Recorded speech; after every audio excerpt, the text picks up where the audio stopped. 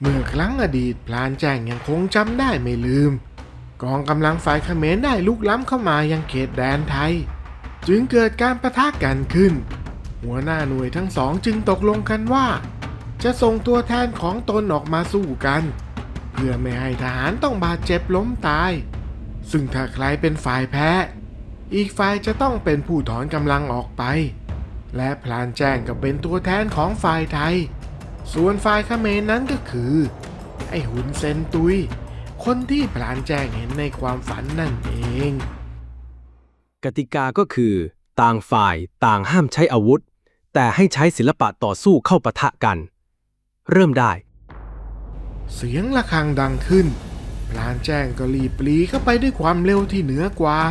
พร้อมกับประเคนศอกอันคมกริบเข้าไปที่ปลายคิ้วของหุนเซนตุยทำให้หุนเซนตุยถึงกับถลาล้มลงไปแต่พลานแจ้งก็ไม่ได้เข้าไปซ้ำแต่อย่างใดด้วยนิสัยที่รักในความถูกต้องและไม่เคยเอาเปรียบผู้ใดของตน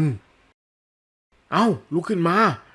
วิชากุลคแมของเองมีดีอะไรก็ใส่เข้ามาเลยมีโอกาสกลับไม่รีบประเดิดศึกเองมันอ่อนด้อยเหมือนบ้านเมืองเองจริงๆ น้อยปากดีนักนะมึงพลานแจ้งรีบใช้ความเร็วเล่นสเต็ปเท้าเพื่อเข้าคลุกวงในแต่ทันใดนั้นหุนเซนตุยก็ดึงมีดที่ซ่อนเอาไว้ที่เอวออกมาพร้อมกับจ้วงแทงไปที่ท้องของพลานแจ้งในทันทีมีดผิดกติกานี่กติกาอะไรข้าไม่สน MOU ข้าก็ฉีกทิ้งมาแล้ว หุนเซนตุยทำท่าวิ่งเข้าไปเพื่อที่จะแทงมีดลงไปที่พลานแจ้งแบบไม่ทันให้พลานแจ้งได้ตั้งตัวแต่แล้วเสียง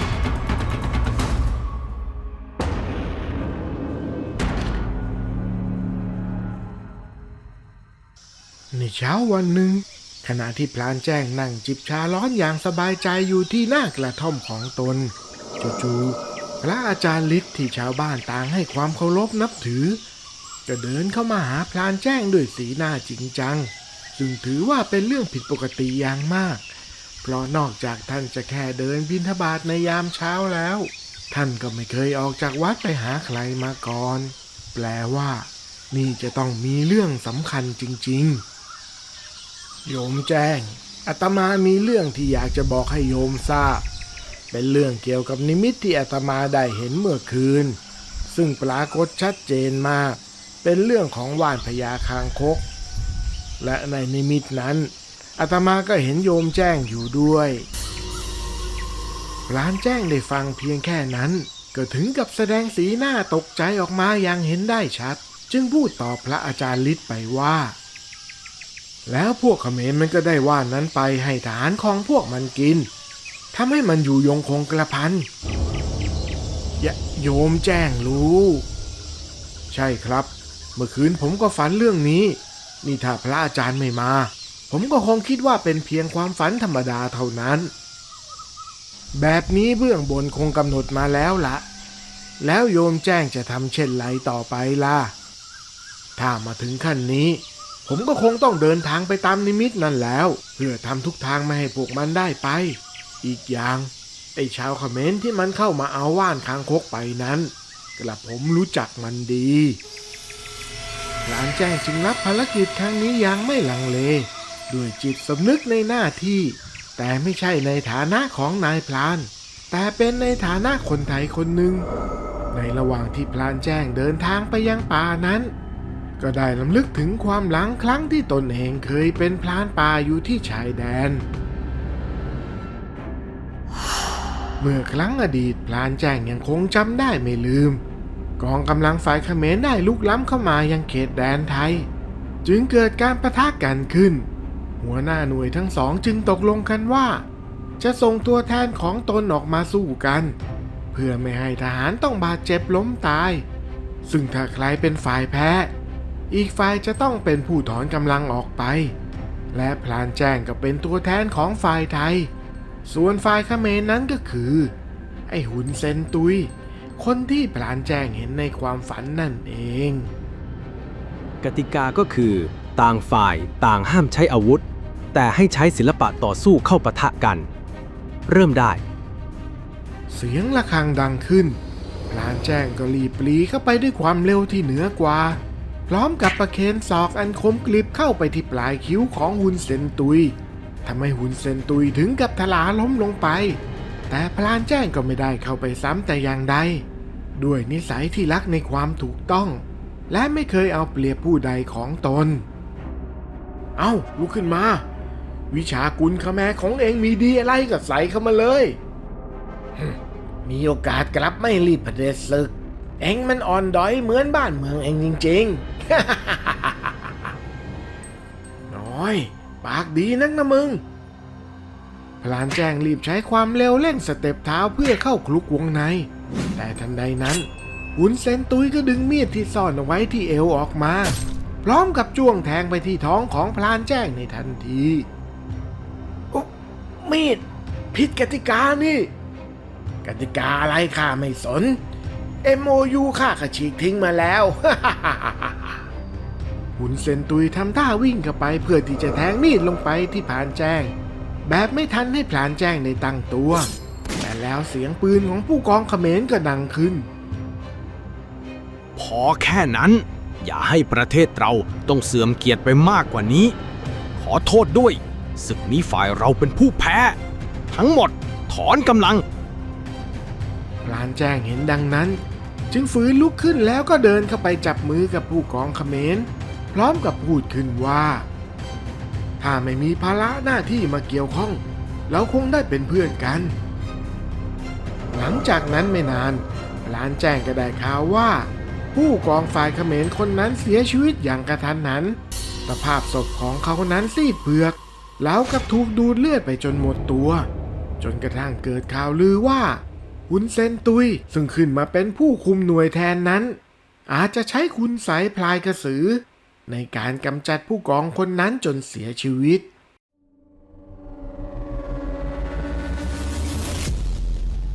ทุกสิ่งในป่าลึกดูเงียบสงัดไม่มีแม้เสียงนกหรือเสียงสัตว์ร้องแต่อย่างใดแม้แต่ลมหายใจก็ยังคงเหมือนถูกดูดเข้าไปในป่าพลานแจ้งเดินช้าๆท่ามกลางความมืดเสียงฝีเท้าของเขาแผ่วเบาที่เขาเข้ามาในป่านี้ก็เพื่อหาว่านคางคกตามที่พระอาจารย์ฤทธิ์นิมิตเห็นว่าว่านนั้นขึ้นอยู่ในป่าบริเวณนี้สำหรับว่านคางคกถือเป็นสมุนไพรที่มีพลังทางจิตวิญญาณและพลังธรรมชาติหรือที่เรียกกันว่าเป็นของทนสิทธิ์เป็นของขลังที่สามารถเพิ่มพลังให้แก่ผู้ใช้ได้อย่างมหาศาลบางก็ว่าสามารถทำให้ล่องหนหายตัวได้หรือคงกระพันฟันแทงไม่เข้าซึ่งทั้งหมดนี้ก็เป็นเพียงเรื่องเล่าต่อๆกันมาเท่านั้นพระอาจารย์บอกว่าว่านคางคกจะขึ้นอยู่ใกล้กับต้นไม้ที่ใหญ่ที่สุดในทางทิศใต้แล้วข้าจะรู้ได้ยังไงว่าต้นไหนใหญ่ที่สุดพลานแจ้งพูดกับตัวเองเบาๆขณะที่เดินต่อไปในที่สุดเขาก็มาถึงต้นไม้ใหญ่ต้นหนึ่งรากของมันพาดยาวไปตามพื้นดินพลานแจ้งมองไปที่โคนต้นไม้นั้นก็เห็นพืชลักษณะคล้ายกับตัวคางคกขึ้นอยู่พลานแจ้งจึงก้มลงไปสำรวจอีกครั้งเพื่อความแน่ใจไม่ผิดแน่นี่แหละว่านคางคกจากนั้นพลานแจ้งก็หยิบธูปขึ้นมาจุดแล้วก็เริ่มทำพิธีขอพลีว่านจากเจ้าป่าเจ้าเขาซึ่งเป็นพิธีที่พระอาจารย์ได้บอกไว้ให้ทำเมื่อพบกับว่านคางคกหากไม่กระทำเช่นนั้นว่านที่หามาได้ก็จะเสื่อมฤทธิ์ไปในทันทีข้าแด่พระแม่ธรณีผู้รักษาพลังอันศักดิ์สิทธิ์ของมหาว่านนี้เอาไว้และเจ้าป่าเจ้าเขาผู้ปกป้องผืนป่าบัดนี้ข้ามีความจำเป็นต้องพลีว่านนี้ไปเพื่อยังประโยชน์สูงสุดให้กับพื้นแผ่นดินที่ข้าถือกำเนิดขึ้นมาขอท่านทั้งหลายโปรดอนุญาตด้วยไฟจากธูปเริ่มลุกโชนขึ้นชั่วขณะนั้นร่างของพลานแจ้งก็รู้สึกถึงพลังบางอย่างที่ไหลเวียนในอากาศสัญญาณจากธรรมชาติรอบตัวเริ่มเข้ามาทำให้ใจของเขาสงบลงและรู้สึกเชื่อมโยงกับพลังแห่งพื้นป่าแต่แล้วจู่ๆก็มีคล้ายเสียงกระซิบแปลกๆดังขึ้นมาท่ามกลางความเงียบพลานแจ้งจึงหันไปมองแล้วก็ต้องตกใจสะดุ้งโหยงเพราะที่ตนเห็นนั้นก็คือพลายกระสือนั่นเองทันใดนั้นพลายกระสือก็พุ่งเข้ามาในความมืดด้วยความเร็วสูงมันข คือศีรษะของผู้หญิงที่มีดวงตาแดงกล่ำและฟันคมยาวเหมือนกับสัตว์ป่าที่กระหายเลือดพลายกระสือ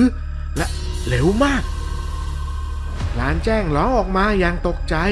เพราะพลายกระสือพุ่งเข้ามาอย่างรวดเร็วเกินไปจนสามารถสัมผัสได้ถึงลมหายใจอันเย็นเยียบของมันที่พุ่งเข้ามาเพื่อจะกัดคอของตนพลานแจ้งจึงกัดฟันขยับตัวหลบพยายามป้องกันไม่ให้พลายกระสือเข้ามาประชิดตนได้เฮ้ยไอ้พลายกระสือเกือบไปแล้วพลายกระสือลอยขึ้นจากพื้นและเตรียมกลับมาโจมตีอีกครั้งแต่ในตอนนั้นเองพลานแจ้งตัดสินใจใช้พลังที่มีอยู่ทั้งหมดกระโจนเข้าไปหามันโดยตรงก่อนที่จะใช้มีดแทงไปที่หัวของพลายกระสือในที่สุดร่างของพลายกระสือก็สั่นสะท้านก่อนจะหายไปในความมืดของผืนป่า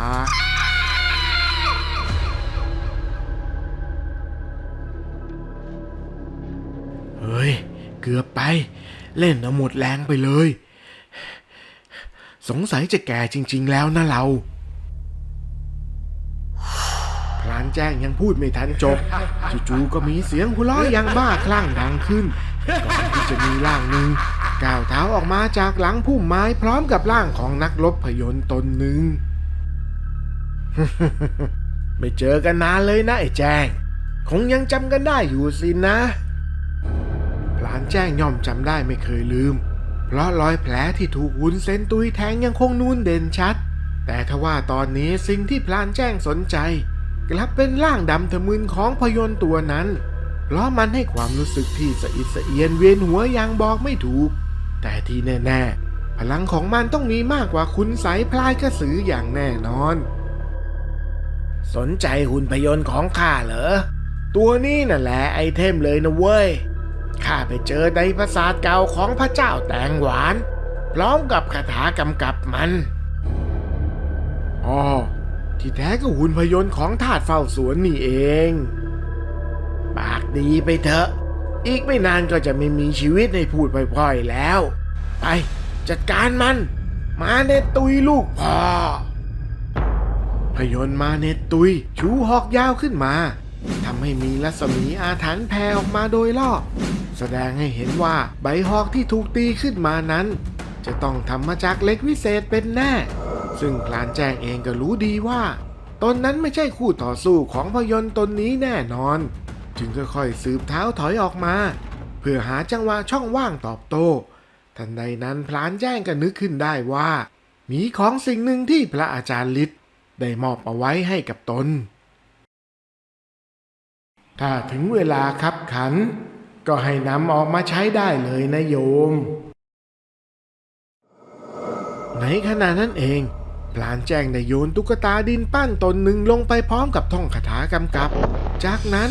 ร่างดำทะมึนร่างหนึ่งก็โผล่ขึ้นมาจากพื้นดินร่างนั้นกำยำล่ำสันถือดาบสองมือกระชับแน่นและยืนในท่าพร้อมที่จะโจมตีได้ทุกเมื่อดูเหมือนว่าหุ่นพยนต์ของพระอาจารย์ฤทธิ์ตนนี้จะไม่ใช่เพียงหุ่นพยนต์ธรรมดา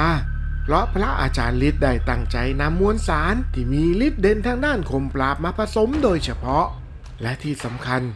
ยังมีดินจากใต้ปราสาทของพระเจ้าชัยวรมันผสมอยู่ด้วยซึ่งทำให้หุ่นพยนต์นี้แสดงท่าทีโกรธแค้นฝั่งตรงข้ามเป็นพิเศษจากนั้นหุ่นพยนต์ทั้งสองก็พุ่งเข้าห้ามหันกันสุดท้ายหุ่นพยนต์ธาตุก็ต้องพ่ายแพ้ไปโดยปริยายเพราะถ้าสู้กันซึ่งหน้าในหลอดกัดแล้วหุ่นพยนต์ธาตุนั้นย่อมไม่มีวันชนะ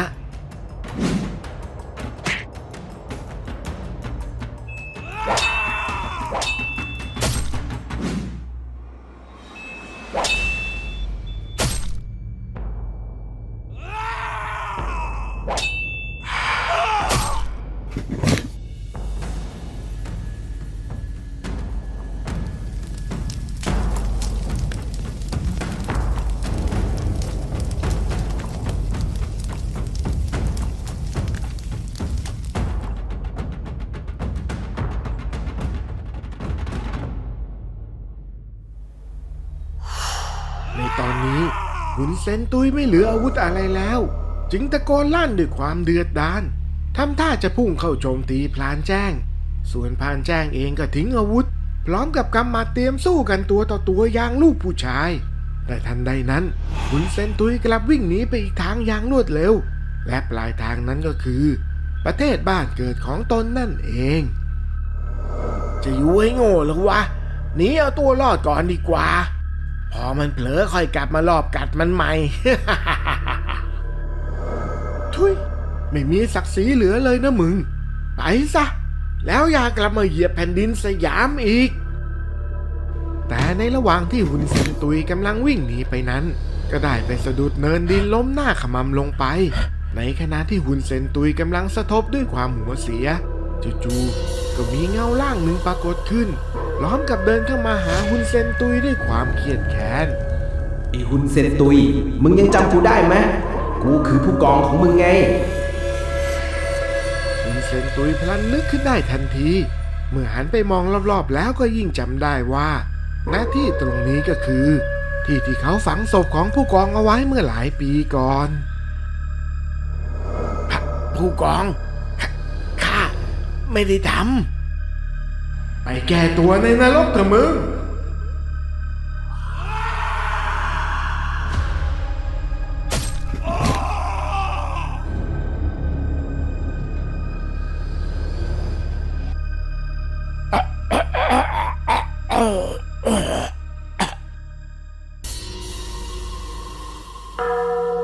ต่อมา